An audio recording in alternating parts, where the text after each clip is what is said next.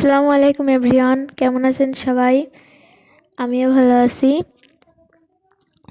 তো আজ ভিন্ন কিছু বানাবো। তো ভিন্ন কিছু বলতে আজকে পেঁপে মাখা করব। এজন্য দুটি পেঁপে এখান থেকে গাছ থেকে পেড়ে নিয়েছি, আর পেঁপের সাথে একটা পেয়ারাও দেব যাতে স্বাদটা একটু অন্যরকম আসে। আর এখানে তো পেঁপেটা কেটে নিচ্ছি, আর ভিতরে যে ছালগুলো আছে ওইগুলো ছেলে নিতে হবে, নইলে সেটা তিতে লাগবে। তো এখানে তো করে নিচ্ছি। এখানে প্রথমে ছোটোটা আবার বড়টাও দিয়ে দিচ্ছি, আর এখানে দিয়ে দিয়েছি কাসুন্দি। এরপরে দিয়ে দেবো ভাজা শুকনা মরিচ।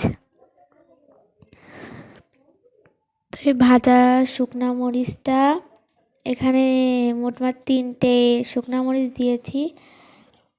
আর পেয়ারাটা কোটা আপনাদের সাথে শেয়ার করতে পারিনি। এখানে শুকনা মরিচ আর লবণটা ভালোভাবে গুঁড়া করে নিতে হবে হাত দিয়ে চিপে চিপে। এই যে এখানে ভালো করে চটকিয়ে নিচ্ছি। আর এটা অনেক মজা লাগছিল খেতে। সবাই তো খেয়ে একদম প্রশংসায় পঞ্চমুখ হয়ে গিয়েছিল। আর এখানে তেঁতুল নিয়েছি। আসলে আমি টক খেতে একটু বেশিই পছন্দ করি, এই জন্য এখানে আমি তেঁতুল দিয়েছি। আর ঝালটা নিজের ইচ্ছা মতো দেওয়া যাবে।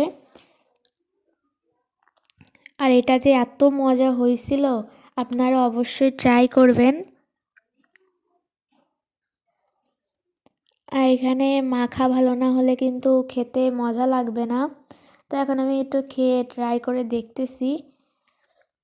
তো এটা কিন্তু অনেক মজা হয়েছে, জোস হয়েছে। তো সবাই ভালো থাকবেন, আল্লাহ হাফেজ।